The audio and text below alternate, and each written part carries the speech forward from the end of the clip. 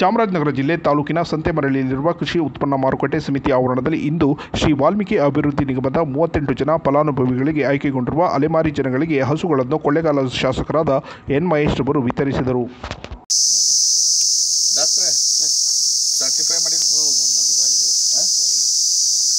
ಆರೋಗ್ಯವಾಗಿದ್ದವ ಅಂತ ನಮಗೆ ಗೊತ್ತಾಗಲ್ಲ. ನನ್ನ ಹೆಸರು ಸಾಕಿಲ್ಲ.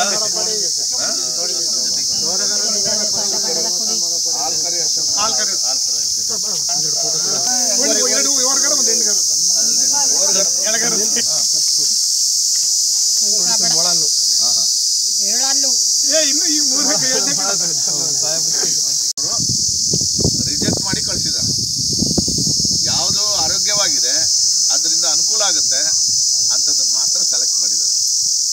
ಈಗ ಇಲ್ಲಿ ಸಾಂಕೇತಿಕವಾಗಿ 5 ಜನರಿಗೆ ನಾವು ಕೊಡ್ತಾ ಇದ್ದೀವಿ. ಇನ್ನ 33 ಜನರಿಗೆ ಈ ಹಸು ಆರೋಗ್ಯವಾಗಿದೆಯಾ, ಇದರಿಂದ ಆದಾಯ ಬರ್ತದ, ಇದನ್ನೆಲ್ಲ ಪರಿಶೀಲನೆ ಮಾಡೋದು ನಿಮ್ಮ ಜವಾಬ್ದಾರಿ. ಏನಾದರೂ ಹೆಚ್ಚು ಕಡಿಮೆ ಆಗಿ ಯಾರಾದರೂ ನನಗೆ ಕಂಪ್ಲೇಂಟ್ ಮಾಡಿದ್ರೆ ನಾನು ಈ ತಗೊಂಬಂದವನ್ನೆಲ್ಲ ಮಾರಾಟ ಮಾಡೋಕ್ಕೆ ಅವ್ರನ್ನೂ ಹಿಡ್ಕೊಳ್ಳಲ್ಲ, ಕಾರ್ಪೊರೇಷನ್ನವ್ರನ್ನೂ ಹಿಡ್ಕೊಳ್ಳಲ್ಲ, ನಿಮ್ಮನ್ನೇ ಹಿಡ್ಕೊಳ್ತೀವಿ. ಯಾಕೆಂದರೆ ನೀವೇ ಸರ್ಟಿಫೈ ಮಾಡೋದು.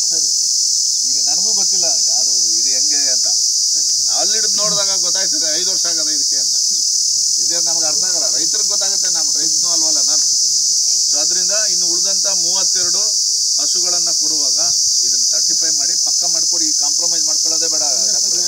ಯಾಕೆಂದ್ರೆ ಎಸ್ ಇದು ಇವರು ಪಾಪ ಅತ್ಯಂತ ಕಡು ಬಡವರು.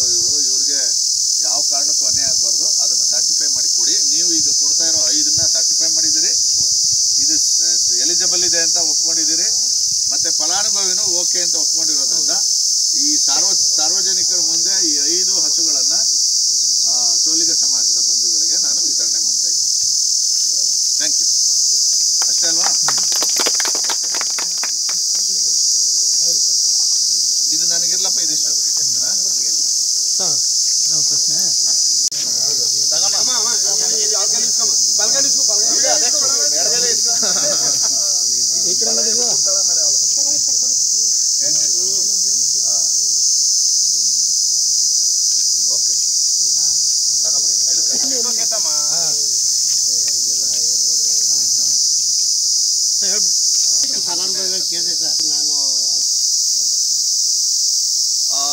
ಮಹರ್ಷಿ ವಾಲ್ಮೀಕಿ ಅಭಿವೃದ್ಧಿ ನಿಗಮದ ವತಿಯಿಂದ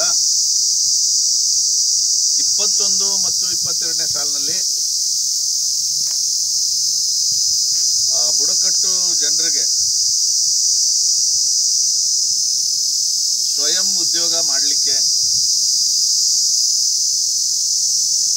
ಸಾಲದ ರೂಪದಲ್ಲಿ ಮತ್ತು ಸಬ್ಸಿಡಿ ರೂಪದಲ್ಲಿ ಕೆಲವು ಯೋಜನೆಗಳನ್ನು ಸರ್ಕಾರ ಜಾರಿ ಮಾಡಿದೆ. ಅದರಲ್ಲಿ ಸಿದ್ಧ ಉಡುಪುಗಳ ಮಳಿಗೆ, ಕುರಿ ಮೇಕೆ ಸಾಕಾಣಿಕೆ, ತರಕಾರಿ ಮಳಿಗೆ, ಟೈಲರಿಂಗ್ ಮಳಿಗೆ, ಕಿರಾಣಿ ಅಂಗಡಿ, ಜವಳಿ ಅಂಗಡಿ, ಹೈನುಗಾರಿಕೆ, ಎಲೆಕ್ಟ್ರಿಕಲ್ ಶಾಪ್ ಇತ್ಯಾದಿ ಯೋಜನೆಗಳನ್ನು ಸರ್ಕಾರ ಜಾರಿ ಮಾಡಿದೆ. ಈ ಯೋಜನೆಯ ಘಟಕದ ವೆಚ್ಚ 50,000. ಅದರಲ್ಲಿ 25,000 ಸಬ್ಸಿಡಿ ಮತ್ತು 25,000 ಸಾಲ. ಈ ಸಾಲನ ಆ ಏರಿಯಾಕ್ಕೆ ಬರ್ತಕ್ಕಂಥ ಸರ್ವಿಸ್ ಬ್ಯಾಂಕು ಕೊಡಬೇಕಾಗಿದೆ. ಈಗ ವಿಶೇಷವಾಗಿ ಇಡೀ ರಾಜ್ಯದಲ್ಲಿ ಈ ಯೋಜನೆಗೆ 21-22ನೇ ಸಾಲಿನಲ್ಲಿ 20 ಕೋಟಿ ಅನುದಾನ ಇದೆ. ನಮ್ಮ ಚಾಮರಾಜನಗರ ಜಿಲ್ಲೆಗೆ 90 ಲಕ್ಷ ಅನುದಾನವನ್ನು ಟಾರ್ಗೆಟ್ ಕೊಟ್ಟಿದ್ದಾರೆ. ಅದರಲ್ಲಿ ಕೊಳ್ಳೇಗಾಲ ವಿಧಾನಸಭಾ ಕ್ಷೇತ್ರಕ್ಕೆ 20 ಲಕ್ಷ ಇದೆ. ಈ 20 ಲಕ್ಷನ 40 ಜನ ಫಲಾನುಭವಿಗಳಿಗೆ ವಿವಿಧ ಯೋಜನೆಗಳಲ್ಲಿ ಕೊಡಲಿಕ್ಕೆ ಅವಕಾಶ ಇದೆ. ಈ ಬಾರಿ ಸೋಲಿಗ ಸಮಾಜದ ಬಂಧುಗಳಿಗೆ ಈ 40 ಫಲಾನುಭವಿಗಳ ಗುರುತಿಸಿ ಸೋಲಿಗ ಸಮಾಜದವರಿಗೆ ಕೊಡಲಿಕ್ಕೆ ಇರ್ತಕ್ಕಂಥ ಯೋಜನೆ. ಇದರಲ್ಲಿ ಈ ಬಾರಿ 38 ಜನ ಹೈನುಗಾರಿಕೆಯನ್ನು ತಗೊಂಡಿದ್ದಾರೆ. ಹೈನುಗಾರಿಕೆ ಮಾಡ್ತೀವಿ ಅಂತ ಆಯ್ಕೆ ಮಾಡ್ಕೊಂಡಿದ್ದಾರೆ. ಇಬ್ಬರು ಪ್ರಾವಿಷನ್ ಸ್ಟೋರ್ನ ಒಟ್ಟು 40 ಜನ ಫಲಾನುಭವಿಗಳನ್ನ ಆಯ್ಕೆ ಮಾಡಿದ್ದೀವಿ. ಇವತ್ತು ನಾನೇ ಖುದ್ದಾಗಿ